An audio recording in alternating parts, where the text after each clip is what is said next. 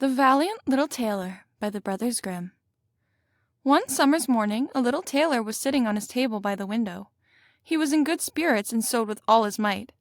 Then came a peasant woman down the street, crying, "Good jams, cheap! Good jams, cheap!" This rang pleasantly in the tailor's ears. He stretched his delicate head out of the window and called, "Come up here, dear woman. Here you will get rid of your goods." The woman came up the 3 steps to the tailor with her heavy basket, and he made her unpack all the pots for him. He inspected each one, lifted it up to his nose, and at length said, "The jam seems to me to be good, so weigh me out 4 ounces, dear woman, and if it is 1/4 of a pound, that is of no consequence." The woman, who had hoped to find a good sale, gave him what he desired, but went away quite angry and grumbling. "Now this jam shall be blessed by God," cried the little tailor, "and give me health and strength." So he brought the bread out of the cupboard, cut himself a piece right across the loaf, and spread the jam over it. "This won't taste bitter," said he, "but I will just finish the jacket before I take a bite." He laid the bread near him, sewed on, and in his joy made bigger and bigger stitches. In the meantime the smell of the sweet jam rose to where the flies were sitting in great numbers, and they were attracted and descended upon it in hosts. "Hi! Who invited you?" said the little tailor, and drove the unbidden guests away. The flies, however, who understood no German, would not be turned away, but came back again in ever-increasing companies. The little tailor at last lost all patience, and drew a piece of cloth from the hole under his work-table, and saying, "Wait, and I will give it to you," struck it mercilessly on them. When he drew it away and counted, there lay before him no fewer than 7 dead, and with legs stretched out. "Are you a fellow of that sort?" said he, and could not help admiring his own bravery. "The whole town shall know of this." And the little tailor hastened to cut himself a girdle, stitched it, and embroidered on it in large letters, "7 at one stroke. What the town!" he continued. "The whole world shall hear of it." And his heart wagged with joy like a lamb's tail. The tailor put on the girdle and resolved to go forth into the world, because he thought his workshop was too small for his valor. Before he went away, he sought about in the house to see if there was anything which he could take with him. However, he found nothing but an old cheese, and that he put in his pocket. In front of the door he observed a bird, which caught itself in the thicket. It had to go into his pocket with the cheese. Now he took to the road boldly, and as he was light and nimble he felt no fatigue. The road led him up to a mountain, and when he had reached the highest point of it, there sat a powerful giant, looking peacefully about him. The little tailor went bravely up, spoke to him, and said, "Good day, comrade. So you are sitting there overlooking the wide-spread world. I am just on my way thither, and want to try my luck. Have you any inclination to go with me?" The giant looked contemptuously at the tailor and said, "You ragamuffin, you miserable creature." "Oh, indeed," answered the little tailor, and unbuttoned his coat and showed the giant the girdle. "There may you read what kind of a man I am." The giant read, 7 at one stroke, and thought that they had been men whom the tailor had killed, and began to feel a little respect for the tiny fellow. Nevertheless, he wished to try him first, and took a stone in his hand and squeezed it together so the water dropped out of it. "Do that likewise," said the giant, "if you have strength." "Is that all?" said the tailor. "That is child's play with us," and put his hand into his pocket, brought out the soft cheese, and pressed it until the liquid ran out of it.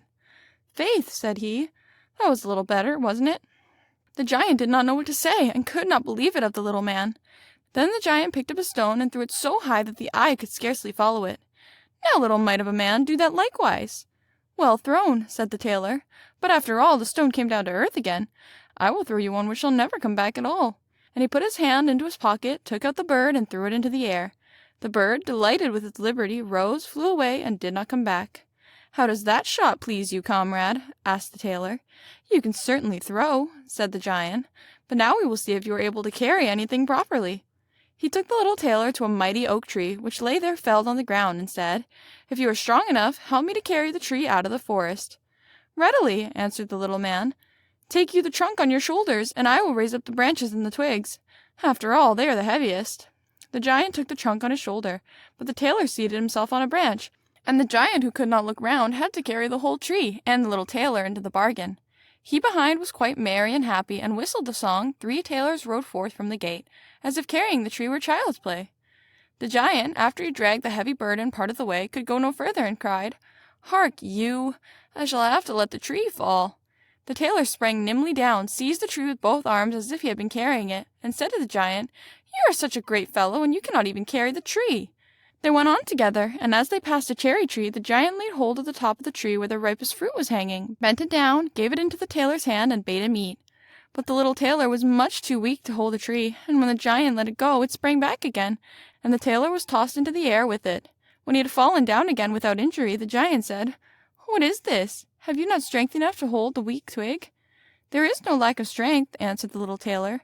"Do you think that could be anything to a man who has struck down 7 at one blow? I leapt over the tree because the huntsmen are shooting down there in the thicket. Jump as I did, if you can do it." The giant made the attempt, but could not get over the tree, and remained hanging in the branches, so that in this also the tailor kept the upper hand. The giant said, "If you are such a valiant fellow, come with me into our cavern and spend the night with us." The little tailor was willing and followed him. When they went into the cave, other giants were sitting there by the fire, and each of them had a roasted sheep in his hand and was eating it. The little tailor looked round and thought, "It is much more spacious here than in my workshop." The giant showed him a bed and said he was to lie down in it and sleep. The bed, however, was too big for the little tailor. He did not lie down in it, but crept into a corner. When it was midnight and the giant thought that the little tailor was lying in a sound sleep, he got up, took a great iron bar, cut through the bed with one blow, and thought he had finished off the grasshopper for good. With the earliest dawn, the giants went into the forest and had quite forgotten the little tailor, when all at once he walked up to them quite merrily and boldly. The giants were terrified. They were afraid that he would strike them all dead, and ran away in a great hurry. The little tailor went onwards, always following his own pointed nose. After he had walked for a long time, he came to the courtyard of a royal palace, and as he felt weary, he lay down on the grass and fell asleep. Whilst he lay there, the people came and inspected him on all sides, and read the girdle. 7 at one stroke. "Ah," said they, "what is the great warrior here in the midst of peace? He must be a mighty lord." They went and announced him to the king, and gave it as their opinion that if war should break out, this would be a weighty and useful man, who ought on no account to be allowed to depart. The counsel pleased the king, and he sent one of his couriers to the little tailor to offer him military service when he awoke. The ambassador remained standing by the sleeper, waited until he stretched his limbs and opened his eyes, and then conveyed to him this proposal. "For this very reason have I come here," the tailor replied. "I am ready to enter the king's service." He was therefore honorably received, and a special dwelling was assigned him. The soldiers, however, were set against the little tailor, and wished him 1,000 miles away. "What is to be the end of this?" they said among themselves. "If we quarrel with him and he strikes about him, 7 of us will fall at every blow. Not one of us can stand against him."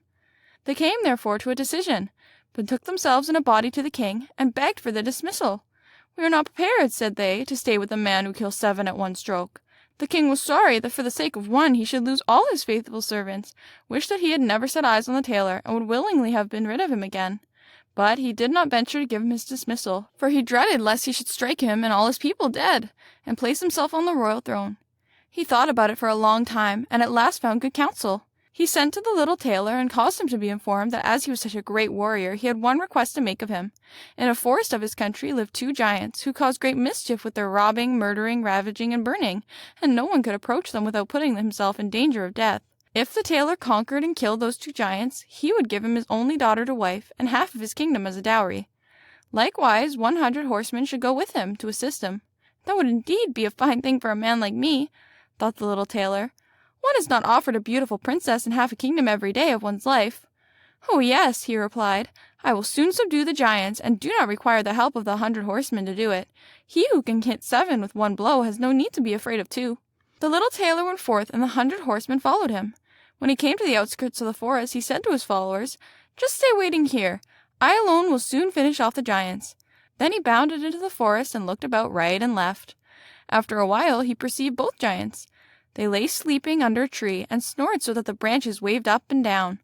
The little tailor, not idle, gathered 2 pocketfuls of stone, and with these climbed up the tree. When he was halfway up, he slipped down by a branch until he sat just above the sleepers, and then let one stone after another fall on the breast of one of the giants.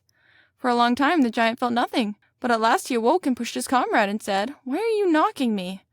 "You must be dreaming," said the other. "I am not knocking you." They laid themselves down to sleep again, and then the tailor threw a stone down on the second. "What is the meaning of this?" cried the other. "Why are you pelting me?" "I am not pelting you," answered the first, growling. They disputed about it for a time, but as they were weary they let the matter rest, and their eyes closed once more. The little tailor began his game again, picked out the biggest stone, and threw it with all his might on the breast of the first giant. "That is too bad," cried he, and sprang up like a madman, and pushed his companion against the tree until it shook. The other paid him back in the same coin, and they got into such a rage that they tore up trees and belabored each other so long that at last they both fell down dead on the ground at the same time. Then the little tailor leapt down. "It is a lucky thing," said he, "that they did not tear up the tree on which I was sitting, or I should have had to spring to another like a squirrel. But we tailors are nimble." He drew out a sword and gave each of them a couple thrusts in the breast, and then went out to the horsemen and said, "The work is done. I have finished both of them off." But it was hard work. They tore up trees in their sore need and defended themselves with them. But all that is to no purpose when a man like myself comes who can kill 7 at one blow. "But are you not wounded?" asked the horseman. "You need not concern yourself about that," answered the tailor. "They have not bent one hair of mine." The horsemen would not believe him, and rode into the forest. There they found the giants swimming in their blood, and all round about them lay torn up trees. The little tailor demanded of the king the promised reward. He, however, repented of his promise, and again bethought himself how he could get rid of the hero. "Before you receive my daughter and the half of my kingdom," said he to him, "you must perform one more heroic deed. In the forest roams a unicorn which does great harm, and you must catch it first. I fear 1 unicorn still less than 2 giants. 7 at one blow is my kind of affair."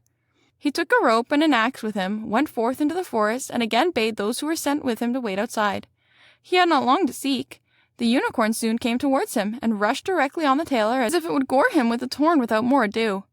"Softly, softly, it can't be done as quickly as that," said he, and stood still and waited until the animal was quite close, and then sprang nimbly behind the tree.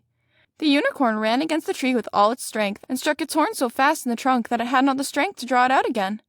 And thus it was caught. "Now I have got the bird," said the tailor, and came out from behind the tree and put the rope round its neck, and then with the axe he hewed the horn out of the tree, and when all was ready he led the beast away and took it to the king. The king still would not give him the promised reward, and made a third demand.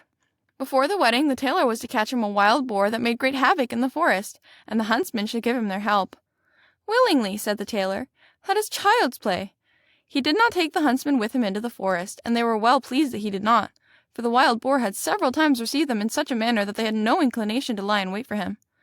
When the boar perceived the tailor, it ran on him with foaming mouth and whetted tusk, and was about to throw him to the ground, but the hero fled and sprang into a chapel which was near, and up to the window at once, and in one bound out again. The boar ran in after him, but the tailor ran outside and shut the door behind it, and then the raging beast, which was much too heavy and awkward to leap out of the window, was caught. The little tailor called the huntsmen thither, that they might see the prisoner with their own eyes. The hero, however, went to the king, who was now, whether he liked it or not, obliged to keep his promise, and gave him his daughter and the half of his kingdom. Had he known that it was no warlike hero, but a little tailor who was standing before him, it would have gone to his heart still more than it did. The wedding was held with great magnificence and small joy, and out of a tailor a king was made. After some time the young queen heard her husband say in his dreams at night, "Boy, make me the doublet and patch the pantaloons, or else I will wrap the yard measures over your ears." Then she discovered in what state of life the young lord had been born, and next morning complained of her wrongs to her father, and begged him to help her to get rid of her husband, who was nothing else but a tailor. The king comforted her and said, "Leave your bedroom door open this night, and my servants shall stand outside, and when he has fallen asleep shall go in, bind him, and take him on board of a ship which will carry him to the wide world." The woman was satisfied with this, but the king's armor-bearer, who had heard all, was friendly with the young lord, and informed him of the whole plot. "I'll put a screw into that business," said the little tailor. At night he went to bed with his wife at the usual time, and when she thought that he had fallen asleep, she got up, opened the door, and then lay down again. The little tailor, who was only pretending to be asleep, began to cry out in a clear voice, "Boy, make me the doublet and patch me the pantaloons, or I will wrap the yard measure over your ears. I smote 7 at one blow, I killed 2 giants, I brought away 1 unicorn and caught a wild boar, and am I to fear those who are standing outside the room?" When these men heard the tailor speaking thus, they were overcome by a great dread, and ran as if the wild huntsmen were behind them, and none of them would venture anything further against him. So the little tailor was and remained a king to the end of his life.